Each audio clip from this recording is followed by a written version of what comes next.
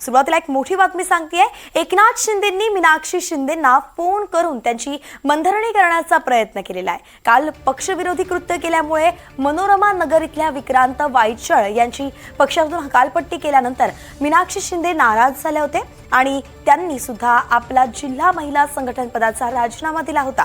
मात्र आता त्यांची मनधरणी करण्यासाठी खुद्द एकनाथ शिंदेंनीच त्यांना फोन केलाय।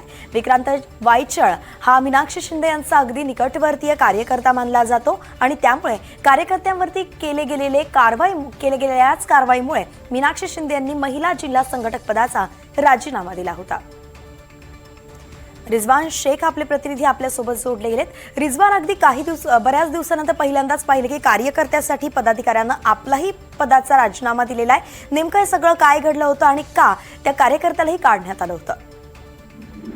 वैष्णवी, नक्की आपण तर पाहिलं तर काल ज्या पद्धतीने विक्रांत वायचळ यांची पक्षातून विरोधी कारवाई केल्यामुळे कुठेतरी पक्षातून हकालपट्टी केल्यानंतर मीनाक्षी शिंदे नाराज झाले तर त्यांनी देखील आपला महिला जिल्हा संघटक पदाचा राजीनामा दिला। तो नेमकं झाला कुठून चालू तर आपण तर पाहतो शिवसेना पक्षाच्या माध्यमातून मुलाखती जी आहे ती आनंद आश्रम या ठिकाणी घेण्यात येत होती। यावेळी विक्रांत वायचळ देखील मनोरमा नगरमध्ये इच्छुक होता आणि त्यावेळी तो त्या ठिकाणी गेला असता। त्यावेळी ज्यावेळी तिच्या जे इच्छुक उमेदवारांची मुलाखती घेत होते नेते मंडळी, त्यांनी देखील त्या विक्रांत वायचळची कुटुंबमेमी केली आणि अर्वाच्य भाषेमध्ये त्याचा वापर केला।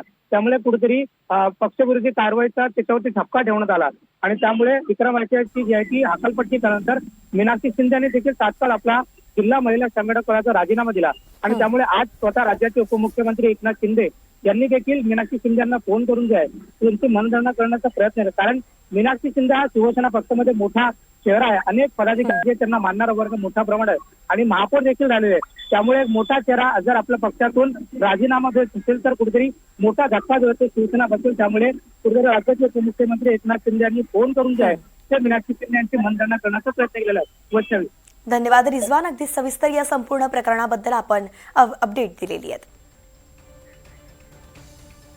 तर मुंबईत